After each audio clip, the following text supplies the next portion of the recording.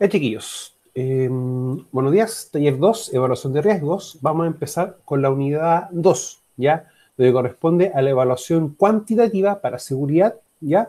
Primero tenemos que tener identificación de proceso, análisis histórico y accidente potencial, probabilidad y consecuencia, y lo que es el famoso valor esperado de pérdida, ¿ya? O lo que también conocido por el BEP. El resultado de aprendizaje es valoriza los riesgos de seguridad de manera cuantitativa presentes dentro de la empresa, ¿ya? Y recuerden que cuando uno valoriza algo, tiene que tener una cuantificación, ¿ya? Para poder tomarlo en cuenta. Y luego de esa cuantificación, quizás vamos a tener que, si lo hacemos una comparación, como en el caso de higiene, estamos en situación de riesgo. Pero quizás si lo comparamos con un valor definido por nosotros, puede o no también que esté en situación de riesgo, ¿ya? Pero eso también vamos a tener que empezar a revisar cuáles van a ser las acepciones. Ahora, no olvidar la triada: proceso, actividad, tarea, ¿ya? Recuerden que para lo que el trabajo 1 de taller 1, tienen que ustedes seleccionar un proceso, ¿ya? Y empezar a ver las tareas, perdón, en este caso las actividades, perdón, y seleccionar uno o varios y empezar a ver los pasos o las tareas que implica cada una de la actividad, ¿ya? Ahí es algo sencillo, un ejercicio que no va a ser complejo.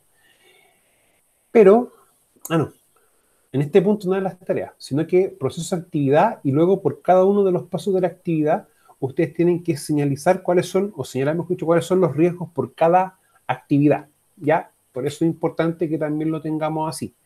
Y eso está todo en Moodle, ¿ya? En lo que es la evaluación sumativa 1, ¿ya? Para que no se olviden de realizar la tarea. Ahora, esto no se olviden, porque recuerden que el proceso, ¿ya?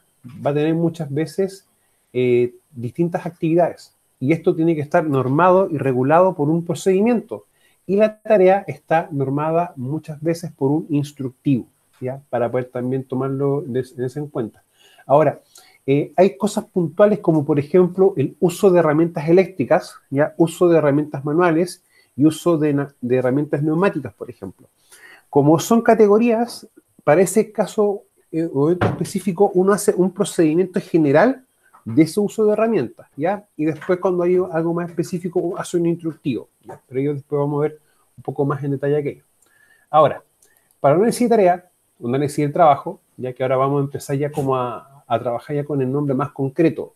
Uno en la práctica hace análisis de trabajo, ¿ya? Para empezarlo a verlo así. Ahora, en una instancia tenemos que seleccionar el proceso, ¿ya? Para seleccionar el proceso hay siempre como una etapa previa, es ver qué área de la empresa uno va a empezar a trabajar, ¿ya? Esos chiquillos van a empezar a trabajar ya a partir de mañana, ¿ya? En riesgo en proceso, ¿ya? De a poquito tenemos que hacernos la idea de que una empresa o organización no solamente hace un producto o servicio, sino que tiene que tener un ente de la empresa, una estructura que, por ejemplo, se encargue de comprar los insumos y materias primas. Otra área que se encargue, por ejemplo, del pago de remuneraciones, contactar clientes, ya, entre otros elementos. Si empezamos a ver esa estructura también, vamos a darnos cuenta de que una empresa no solamente tiene un área, sino que va a tener 2 o 3 o más áreas, dependiendo de cómo esté conformada. Ahora, cuando yo quiero empezar a hacer estos análisis de riesgo, en primera instancia uno va a ver qué área de la empresa va a trabajar y luego cuál van a ser el o los procesos que vamos a trabajar, ¿ya? Para poder también entenderlo de esa manera. Ahora, seleccionamos el proceso y luego dividir el proceso en las actividades y tareas sucesivas, ¿ya? Cuando uno habla de actividades y tareas sucesivas, es que estas tienen que tener una lógica, un orden. Si yo, por ejemplo, me quiero inhalar con un inhalador como esto, ¿ya? Lo que uno hace primero es buscar la cámara, agitar el inhalador, colocarlo en la cámara, botar todo el aire, colocar la cabeza recta y hacer el ejercicio. Inhalarse. O sea, la inhalación, el último paso es la parte final, pero para llegar a ese punto hay que seguir una serie de pasos ordenados, ¿ya? Lo mismo, por ejemplo, si me quiero servir una bebida. Uno toma la bebida, la destapa, coloca un vaso, llena el vaso con la bebida hasta el punto que uno quiera, ¿ya? O sea, tiene que también tener un paso ordenado, sucesivo, pero que también sea lógico, ¿ya? Eso es lo que uno también tiene que tener en cuenta. Ahora, selecciono el proceso, ¿ya? O los procesos.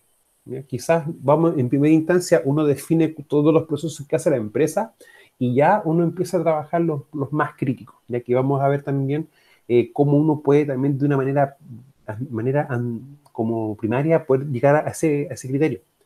Ahora, identificar los peligros o los factores de riesgo, ¿ya? O en el fondo lo que el trabajador puede interactuar, ¿ya? Para poder generar un riesgo. Luego, reconocemos los riesgos asociados a las actividades y tareas sucesivas, ¿ya? Recuerden que en la práctica, uno cuando quiere hacer evaluaciones de riesgo, tanto para seguridad como para higiene como para economía, uno tiene que definir el alcance, si yo voy a evaluar la actividad completa o la tarea, ¿ya? Y ahí uno tiene que también ir viendo lo que uno vaya necesitando, ¿ya? O sea, hay un tema que uno también tiene que ir como priorizando y viendo también las necesidades y también ver cómo yo, con lo que estoy haciendo, doy cumplimiento con los cuerpos legales.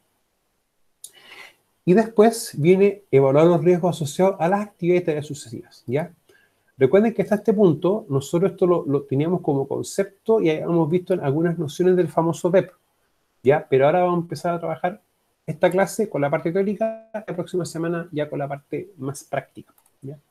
Ahora, seleccionamos el trabajo, ¿ya? Que esto es como lo primero que uno hace cuando llega a trabajar. A mí siempre me preguntan, profe, ¿y qué es lo que uno hace cuando uno llega a trabajar? Primero que todo, ve qué es lo que hay, ¿ya? Después vemos lo que debemos tener con lo que corresponde a la ley, y la diferencia o lo que no está es lo que empezamos a atacar de inmediato. Quizás en la empresa hayan cosas, pero hay que corregirlas, hay que revisarlas, hay que modificarlas, ¿ya? Y eso va a ser lamentablemente como caso a caso, ¿ya? Cada empresa va a tener como realidad y condiciones distintas, ¿ya? Eso también es un tema. Análisis o antecedentes estadísticos de seguridad, que aunque ustedes no lo crean, existen. Hay varios compendios, ¿ya? Hay compendios por año, por mutualidades. De hecho, vamos a revisar un par de cosas ahora. Bueno, trabajos que encierran alto potencial de pérdida, accidentes graves fatales. Recuerden que si tenemos un trabajo que tenga estas características, es lo primero que nosotros vamos a trabajar. Lo primero. Porque en el caso de que llegase a ocurrir un accidente, tenemos que nosotros en el fondo demostrar que hicimos los trabajos respectivos para poder evitar aquello.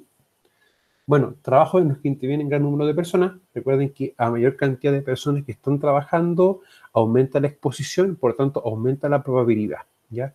Recuerden que muchas veces una medida de control de tipo administrativa es exponer al personal necesario y también el tiempo justo para esa labor o esa tarea. Introducción de nuevos equipos o procesos, ¿ya? Esto también muchas veces lo nuevo, lo desconocido, puede ser un factor importante. De una forma u otra, también podemos hacer nosotros análisis o antecedentes estadísticos de seguridad, ¿ya? Acá tenemos, por ejemplo, una lámina en la cual muestra más o menos un comportamiento de la estadística de accidente, pero en función de horas del día. O sea, si ustedes se dan cuenta, en lo que correspondía a partir de las 7 de la tarde, ya hasta las 7 de la mañana tenemos una accidentabilidad baja, ¿ya? Y eso se debe a un motivo. Hay menos trabajo que se hacen de noche, por lo tanto, hay menos exposición, la probabilidad disminuye. Pero ya a medida que empieza a funcionar, hay empresas que entran las personas a las 8 de la mañana, otras a las 9, ¿ya? Empieza también a aumentar la accidentabilidad, o sea, empieza a aumentar la cantidad de accidentes, ¿ya? Y de hecho, si ustedes se dan cuenta, hay horas del día en las que uno va a encontrar mayor accidentabilidad, perdón, que es entre las 10 y las 11, ¿ya? Y después entre las 4 y las 5 de la tarde. Y uno se pregunta, ¿y para qué a nosotros nos interesa saber esto? Ya. Cuando uno tiene estas realidades, uno empieza a darse cuenta de que, ok, estas son las horas en las que la productividad aumenta la cantidad de gente trabajando, por lo tanto, ya sabemos nosotros a priori que entre las 9 y las 12 vamos a tener una cantidad importante de accidentes. Por lo tanto, en estos tramos horarios quizás nosotros vamos a tener que definir ir a terreno, ¿ya? O sea, nosotros perfectamente podemos ordenarnos para estar, por ejemplo, de 8 a 9 o de 8 a 10 en oficina, viendo toda la parte administrativa, y después definiendo estas horas para poder trabajar de manera directa en terreno, ¿ya? Porque acá también tenemos un aumento en la cantidad de accidentes, ¿ya? Ahora, acá también existe accidentes, sí, ¿ya? Pero también hay que entender que muchas veces pueden trabajarse turnos de 12 horas, O sea, en ese caso tendríamos 2 turnos en el día.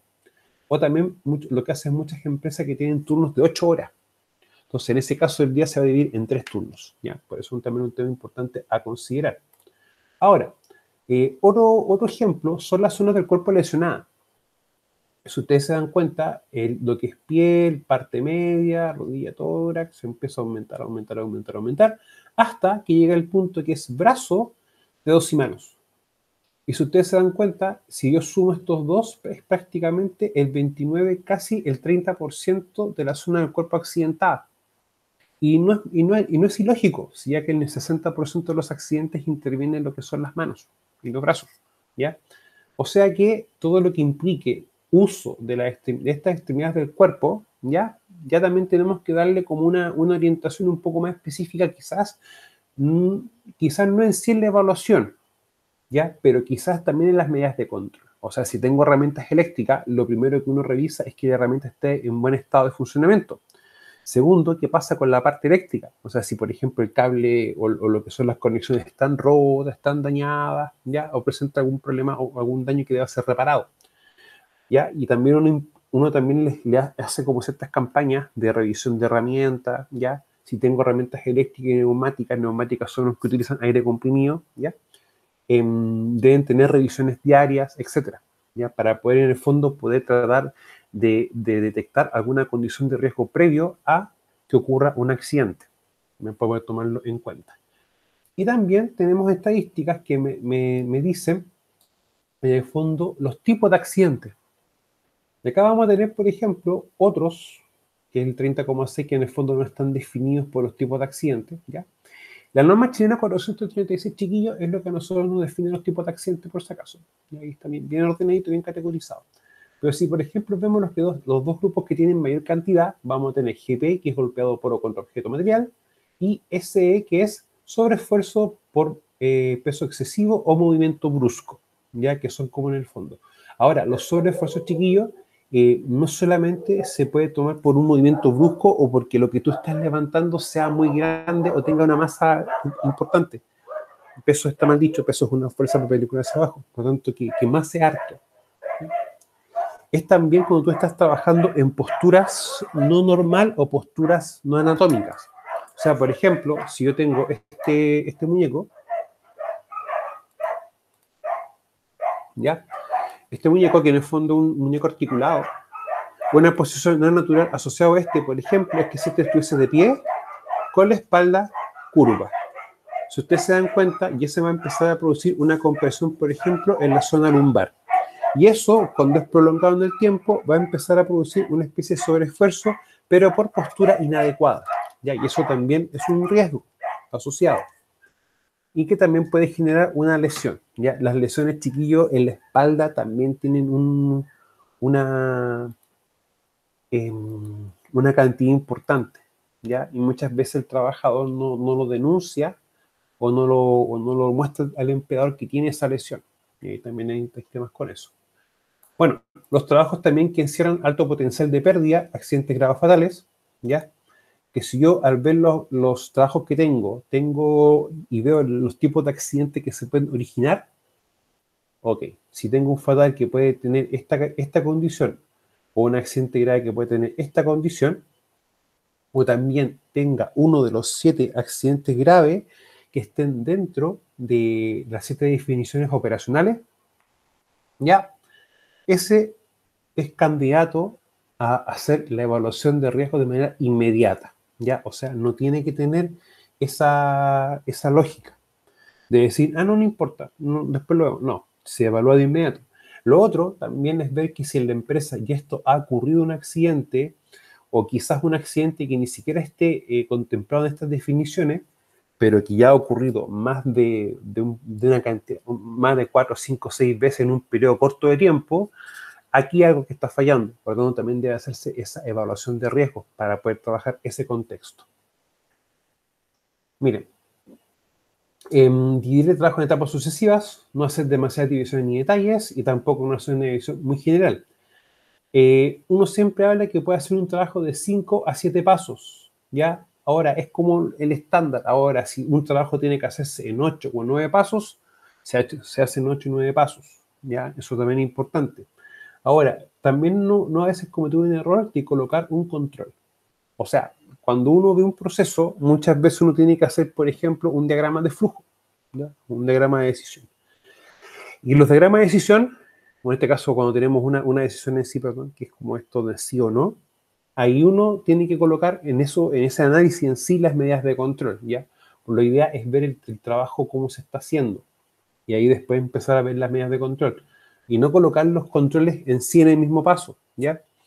Hay algunas empresas que lo hacen, pero eso lo colocan en la misma secuencia de pasos una vez que ya han realizado todo el trabajo completo, o sea, han dividido los pasos, han evaluado los riesgos, han determinado la medida de control y ya cuando quieran hacer el trabajo ya ordenado, colocan los controles ya, pero una vez todo esto desarrollado y todo en conocimiento de que eso es así, ¿ya? O sea, acá también van a haber decisiones que uno tome como empresa. Lo que sí es importante es que los controles son los métodos correctos de trabajo y las medidas preventivas. Y eso sí o sí tiene que estar también el trabajador capacitado con respecto a aquello. Identificar los peligros, que acá tenemos que ver bien los componentes del GEMA para ya poder empezar también a caracterizar los mismos peligros, ¿ya? Ver cómo se comporta el GEMA para las actividades, ¿ya? En este caso, gente, el equipo va a ser equipo y herramienta, siempre lo categorizamos así, lo que es material y lo que es el ambiente de trabajo, ¿ya? Y el ambiente de trabajo, por lo general, siempre van a existir como tres estandarizados. Uno que son al aire libre, en un ambiente cerrado, ¿ya? Y también los que son en minería subterránea, o los que son, por ejemplo, considerados espacio confinado. El concepto de espacio confinado es donde tú entras, es la misma salida, ¿ya? O sea, si tú tuvieses un cuarto que la única forma de entrar y salir es la puerta, eso es un espacio confinado, ¿ya? Para poder tomarlo también en cuenta. Ahora, hay ciertas condiciones también del ambiente que van a ser un peligro en sí, que uno también los va a asociar, por ejemplo, con las cargas térmicas. Recuerden, cuando estamos viendo riesgos físicos, los riesgos físicos teníamos exposición ocupacional a frío y exposición ocupacional a calor. Cuando da esos dos contextos es porque es un atributo o condición del ambiente de trabajo, o también lo podemos categorizar como un factor de riesgo, ¿ya? O como un peligro, como ustedes quieran llamar esos dos elementos. Reconocer los riesgos presentes, ¿ya? Que en este caso tienen que ser dentro de las actividades, ¿ya? Y hay que hacerlo por cada uno. Recuerden que este es el mismo formato con el que nosotros estamos trabajando para la tarea de taller 1, ¿ya? Ojo, es un formato, es una forma, ¿ya? Existen varias formas más de poder definir los riesgos asociados, ¿ya? Pero quiero que mientras tanto trabajemos con esto, ¿ya? Para tanto la tarea 1 como para la tarea o el taller 2, y el taller 2 ya vamos a empezar a trabajarlo la próxima semana, ¿ya? No hacen nada complejo, para que tampoco se preocupen mucho. Bueno, el evaluar los riesgos, ya una vez que se reconocen los riesgos a los que los trabajadores están expuestos, al interactuar con los peligros se le da una valorización mediante una evaluación de riesgos, con el objetivo de determinar su magnitud y si son o no aceptables. Ahora, mire, darle un valor numérico, decir si, por ejemplo, valen 1, 2, 3, 4, 5, o dependiendo del valor que nosotros le demos por la escala que nosotros como empresa vamos a definir. ¿Ya? Eso hay que entenderlo así. Ahora, la evaluación de riesgos en el fondo, es decir, el valor que a mí me da lo comparo con la estructura que yo defino para decir si son o no bajo, medio, alto, ¿ya? O crítico o no crítico, dependiendo cómo nosotros lo definamos, ¿ya? Y me permite determinar su magnitud. En el fondo decir, vale tanto y este riesgo implica esto.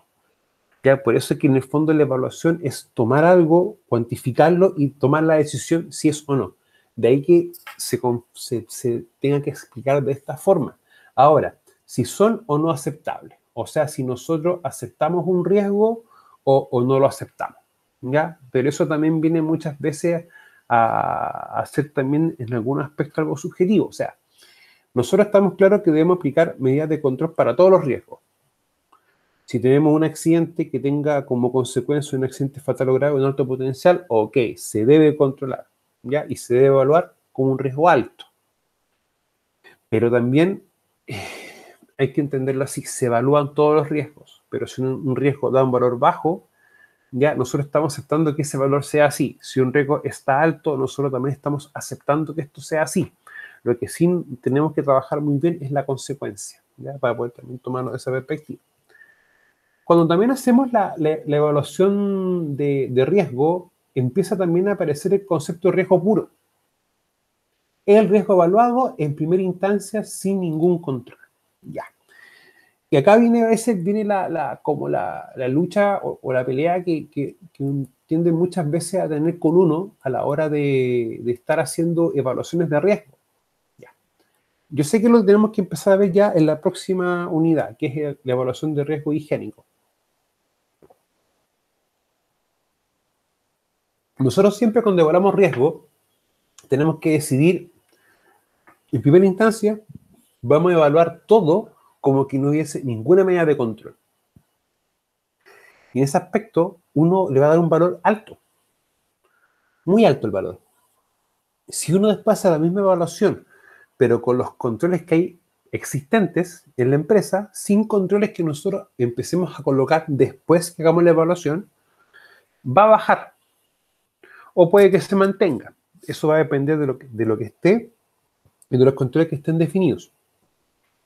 El tema está de que nosotros tenemos que también tomar esa decisión. Si vamos a evaluar los riesgos con los controles existentes, para luego modificar los controles si nos damos cuenta que los valores no son aceptables, o evaluamos el riesgo tal como se está manifestando, sin ninguna medida de control, para luego controlar y luego reevaluar. ¿Ya? No sé, chiquillos, si eso les quedó claro o lo puedo reexplicar. Sí, profe, sería bueno que lo explicara para ver más o menos con cuál uno se podría decantar en la práctica, cuál sería más efectivo. Ya. Vamos a ver una cosa primero entonces.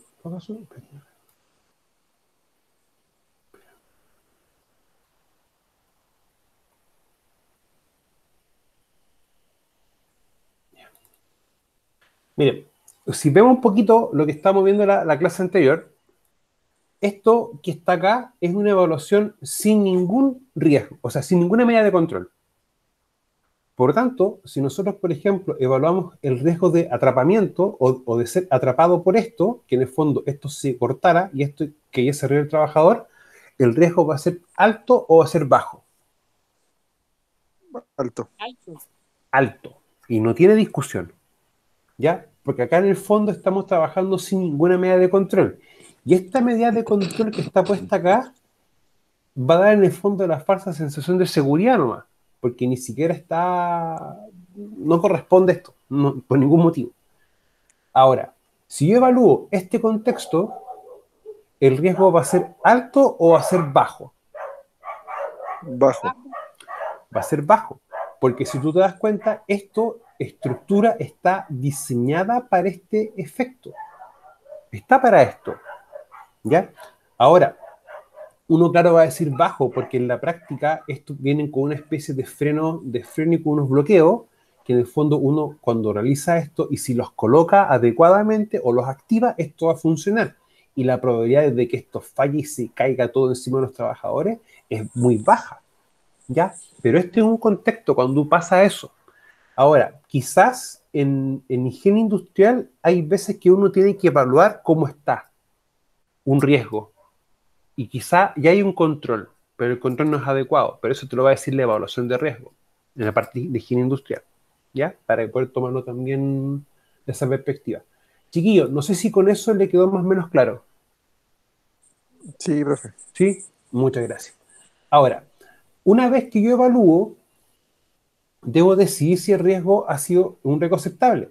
Y el riesgo que ha sido reducido a un nivel aceptable y es aceptado por la organización al cual se le han aplicado los controles definidos por la misma. También es conocido como riesgo residual. Ya, el riesgo aceptable es lo que ya yo acepto como organización, que lo bajo al nivel que ya no puedo bajarlo más. Pero también digo yo que el riesgo ya que yo llevo como aceptable y el riesgo que queda, para mí el riesgo residual, que es el riesgo que queda como remanente o como residuo de lo que ya no se controló.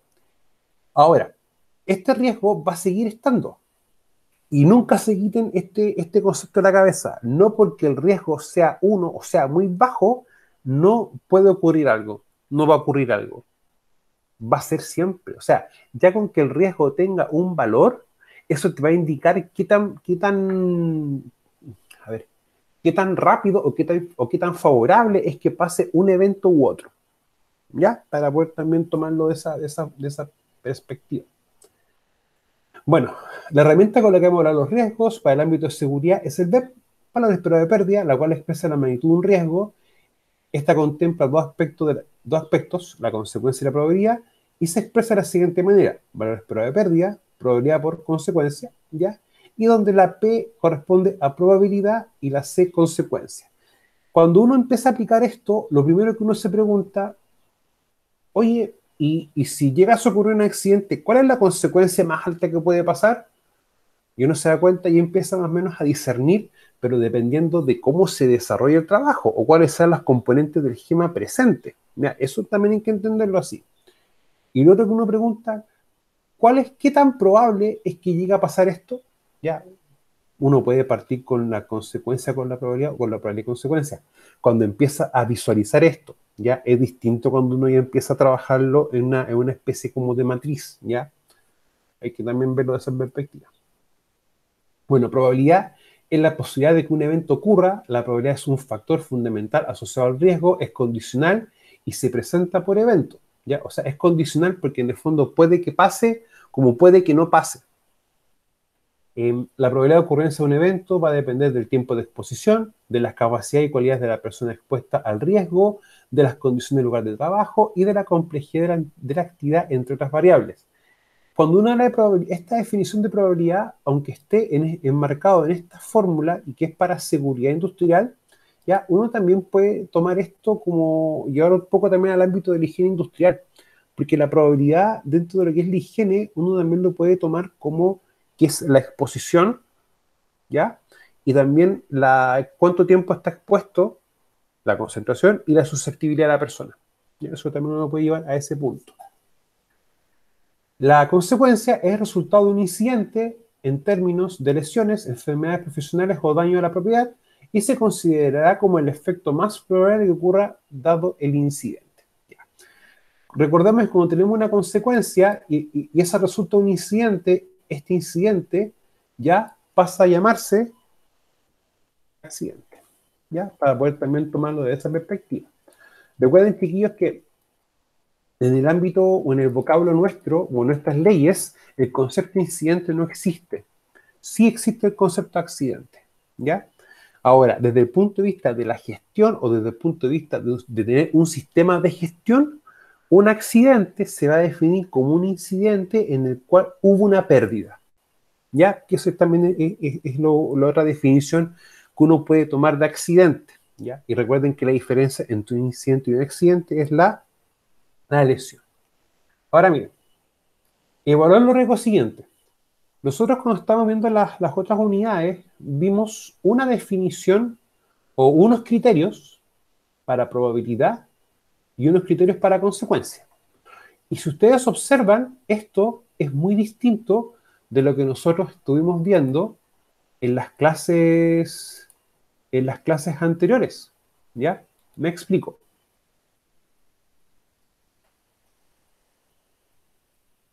Pero me equivoqué de PPT.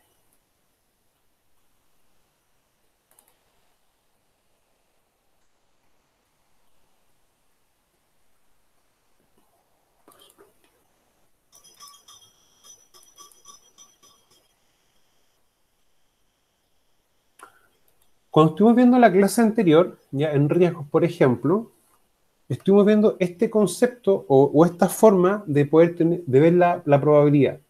Si ustedes se dan cuenta, acá tenemos una escala de mayor, serie menor, ¿ya? Y esto también va a ser mayor y serie menor también para la consecuencia. O sea, acá tenemos un formato y acá tenemos otro formato en el cual no tenemos 3 valores, sino que tenemos 4, ¿ya?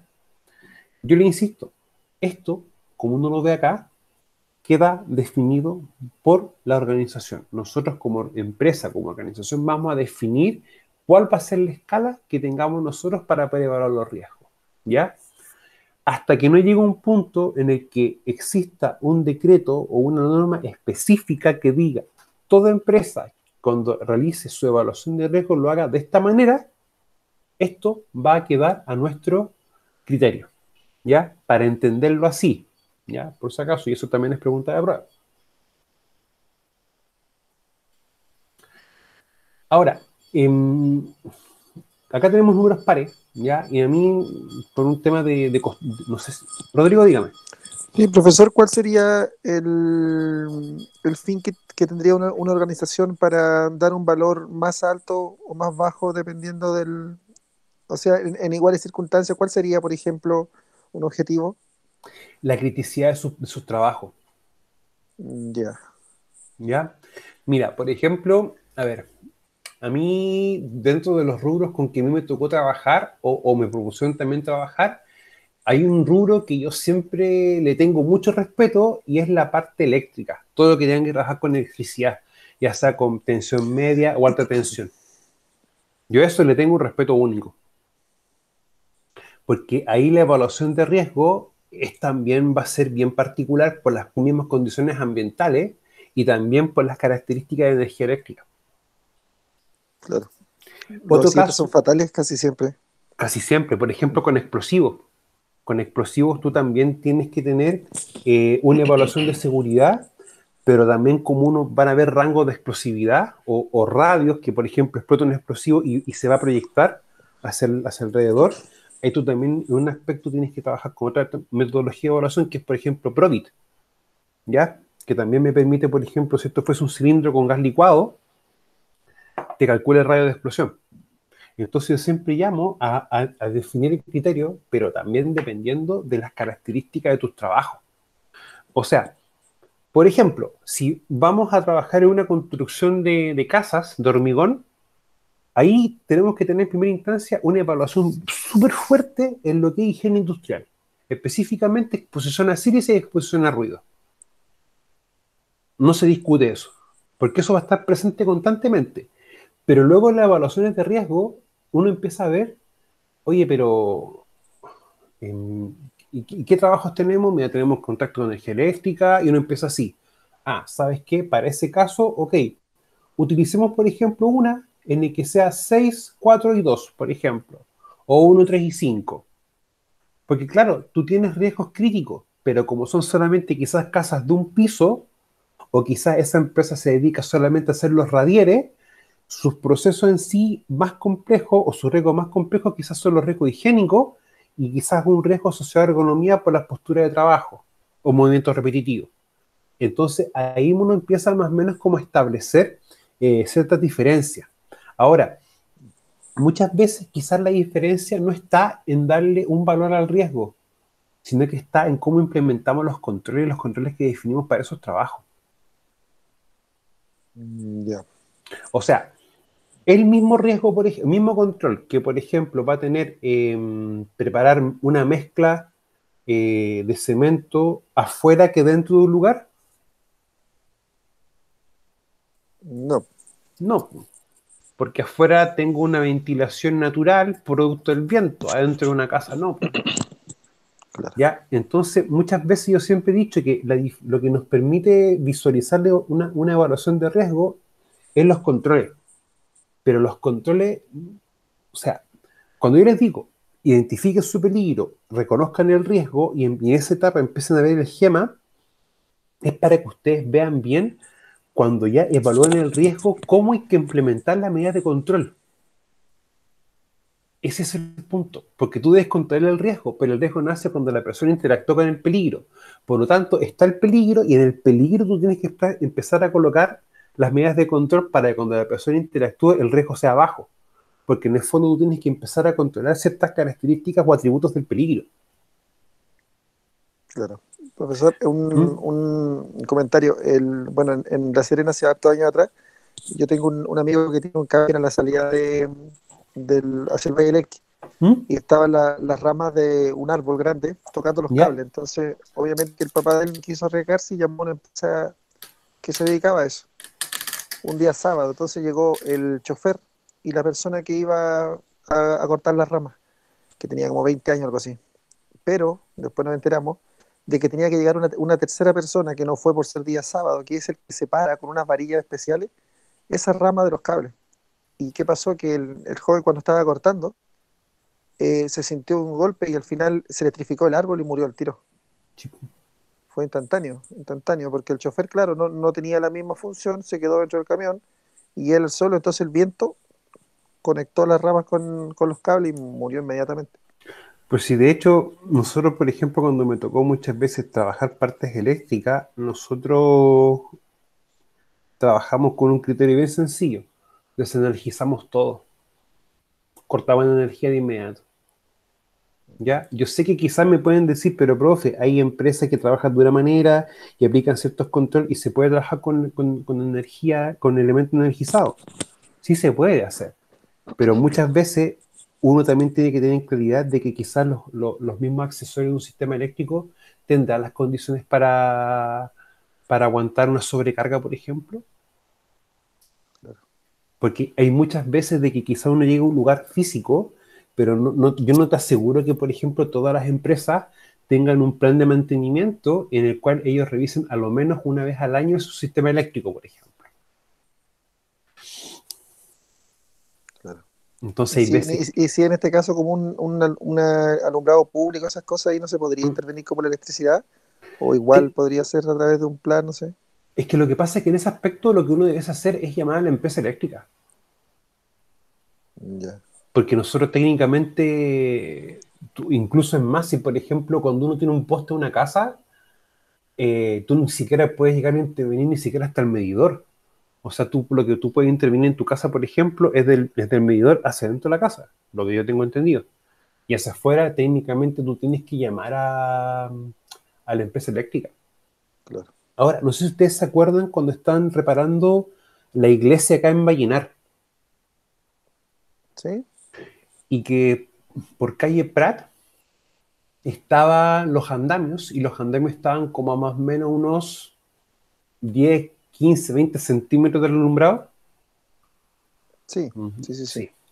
Y que uno veía y los cables estaban ahí. Y después que hicieron a los días, colocaron todo, recubrieron con tubos de PVC gran parte del alumbrado que estaba en contacto casi directo con el alumbrado. O sea, con el andamio, con el cuerpo andamio. Y el cuerpo andamio es de acero puro. Claro. ¿Ya? Y de hecho, por ejemplo, dato, no, no, a ver, como dato de prevencionista. ¿Qué pasa, por ejemplo, si uno tiene que hacer una descarga de material, pero estamos al lado de una tensión media o alta tensión? ¿Qué sería como lo más recomendable hacer?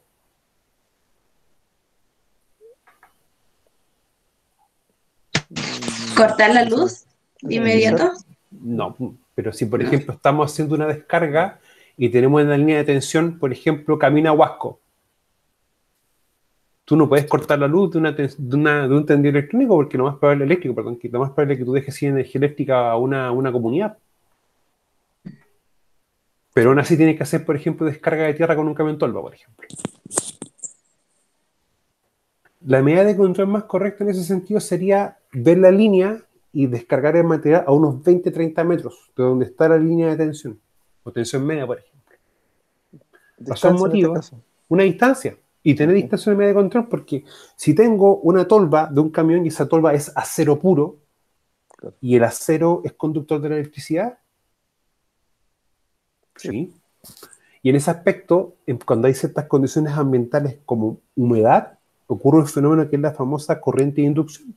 Por lo tanto, si tú levantas una tolva muy cerca de un tendido eléctrico, la energía eléctrica va a energizar la tolva y se energiza el camión completo. claro. Entonces, si tú te das cuenta, el riesgo va a estar ahí en ese momento, pero la única medida de control que tú tienes es hacer esa actividad a una distancia de una línea de tensión. Y eso, o sea, créanme que eso ha pasado, ha pasado, más de lo que ustedes piensan. ¿Ya? Ahora, ¿cómo uno llega a definir esa medida de control? Es cuando uno empieza también a darse cuenta cómo está la característica del ambiente de trabajo en ese momento. O sea, incluso es más, no es lo mismo estar haciendo reparaciones con una humedad alta que con una baja humedad o con temperaturas bajas o temperaturas altas. Van a haber diferencias. O viendo viento, por ejemplo, como el caso que yo le contaba, el viento fue el que produjo que las ramas chocaran. Sí, po. O sea, por eso digo, hay veces que cuando uno quiere aplicar medidas de control y previamente hacer evaluaciones de riesgo, hay cosas que uno no ve, no observa.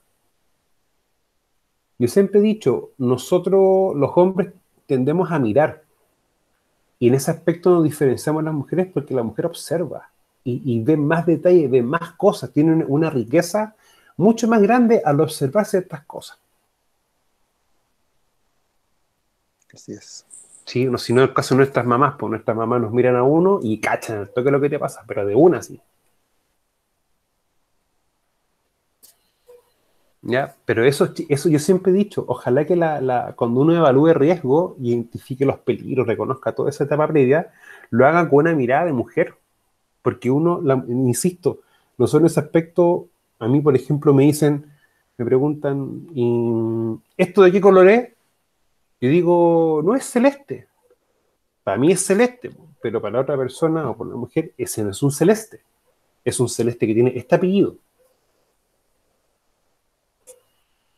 ¿Ya? O sea, no enfocarnos solamente en lo que uno ve en primera instancia, sino que uno tiene que empezar a observar todo completamente.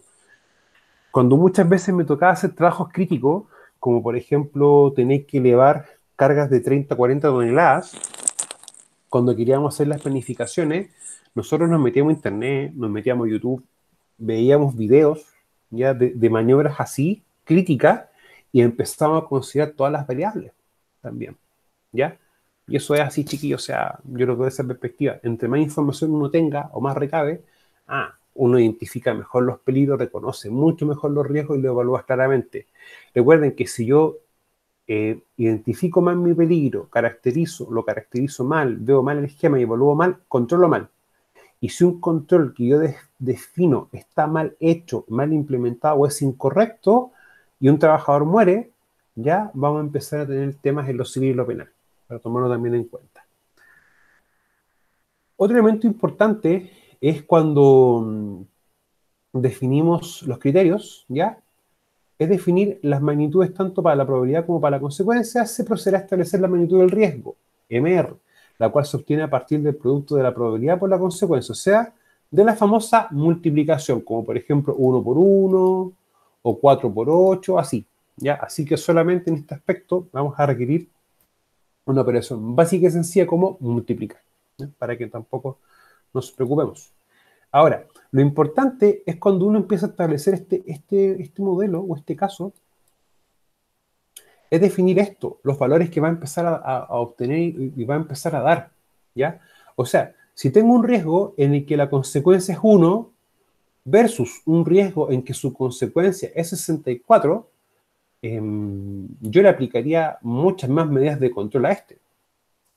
Porque yo me estoy dando cuenta que la consecuencia, pues su probabilidad es bastante alta, versus algo que tenga esto. No estoy diciendo que no lo voy a controlar. Lo que sí estoy diciendo, al que le voy a aplicar mucho más controles de manera más intensiva, al que tenga esta característica, al que sea más alto. ¿Ya? Ahora, también uno puede, estos colores, uno también puede darle una escala de graduación, graduarlo, darle un valor. Entonces, por ejemplo, lo inaceptable sería los que estén en este rango, ¿ya? Los que tengan consecuencia 8 y los asociados a un accidente fatal en el historial. O sea, un accidente fatal tanto en la empresa, por ejemplo, o también lo podemos definir como un accidente fatal o grave, ¿ya? Dependiendo de las definiciones o la accidente esperable, ¿ya? Entendiéndolo así. Y así uno empieza, ¿cómo se llama? A lo, a lo que uno pueda en el fondo darse en ese momento. Ahora, por ejemplo, aceptable, no se requieren controles adicionales a los existentes, se registran para una evaluación posterior, o sea, nuevamente evalúo, ¿ya? O también pueden ser aceptables los que estén en valor 1 a 4, o sea, que la consecuencia de la probabilidad pueden tomar valores de 1 a 4, o 1 por 4, 2 por 2 o 4 por 1, ¿ya? Ahora, chiquillos, vamos a revisar de manera somera un procedimiento más o menos estandarizado, ¿ya? Que es para una evaluación de riesgo. O sea, si ustedes se dan cuenta, esto es un procedimiento de identificación de peligros, evaluación de riesgos y determinación de medidas de control, ¿ya? Ahora, tabla de contenidos, que esto es una de las estructuras principales, ya que en el fondo un alcance, un objetivo, documentos consultados, definiciones, responsabilidades, descripción del procedimiento, archivos y registros y anexos. O sea, cuando uno ya empieza a tener una estructura como esta, es un procedimiento. Ahora, si ustedes se dan cuenta, tienen un código, ¿ya? Porque cada documento que yo genere debe tener un código específico para aquello, y una revisión. Si ustedes se dan cuenta, esta es la revisión 00, o sea, es el documento inicial, el que nosotros confeccionamos en primera instancia para poder hacer nuestro trabajo. Ahora, los pies de firma y de aprobado, por ejemplo, quién lo hizo, quién lo revisó y quién lo aprobó, ¿ya? Para que en el fondo todos tengan los distintos niveles de la organización, tengan, ¿cómo se llama?, conocimiento de aquello. Lo otro interesante de esto, que este documento cuando está hecho, está confeccionado, uno lo deja, por ejemplo, en una copia en PDF, ya no en Word para que nadie lo pueda editar sin permiso, y lo puede dejar, por ejemplo, en un Drive en la empresa, o lo puede imprimir y dejar en distintos lugares de la empresa, ya que estén haciendo los trabajos, por ejemplo. Ahora, control de modificaciones, ya que en el fondo uno dice qué número de modificación, en qué página, en qué sección, y cuál fue la modificación que se realizó, ¿ya? Cuando esto pasa, que automáticamente no va a ser revisión 00, va a ser revisión 1, porque ya tuvo una revisión. Ahora, lo otro importante, el alcance, ¿ya? O sea que en el fondo es el espacio físico y temporal de la empresa, ya no está haciendo su trabajo, el objetivo, establecer la metodología para la identificación de peligro, tanto actividades rutinarias como no rutinarias, etc. Documento consultado y las definiciones, ¿ya? Y es siempre importante definir esto, ¿ya? Para que en el fondo, cuando lean el procedimiento y tengan una duda, sepan a qué se refieren con enfermedad, con evaluación, con identificación, etcétera. Ya que en el fondo todos manejemos el mismo lenguaje. Por ejemplo, riesgo, riesgo puro, riesgo residual, actividad no rutinaria, peligro, probabilidad, consecuencia, ¿ya? Las responsabilidades, ¿ya? En este caso tenemos una figura distinta como un gerente general, un gerente comercial, por ejemplo, ¿ya? El mismo coordinador del sistema de gestión, el supervisor, ya que en el fondo el supervisor muchas veces y el asesor en prevención de riesgo de los trabajadores tienen una labor importante en esto, ¿ya? Ahora, descripción del procedimiento, ¿ya? Y acá te dice el paso a paso completo de cómo hacerlo. Ahora, si ustedes se dan cuenta, fíjense en el paso a paso. Tengo 1, 2, 3, 4, 5, 6, 7, 8, 9, tengo 10 pasos. Y uno se pregunta, pero esto es una actividad, por lo tanto, esta actividad de identificar el peligro y evaluar riesgo es un peligro en sí, sí, aunque no lo parezca, ¿ya? Porque quizás tenemos que ir a terreno, ir a hacer consulta, ir a las distintas áreas, ¿ya? Pero este procedimiento tiene 10 pasos, que en el fondo son los pasos necesarios para que tú puedas valorizar esto. Ahora, ¿qué también es lo importante que nosotros tenemos que empezar como a tomar en regla con esto?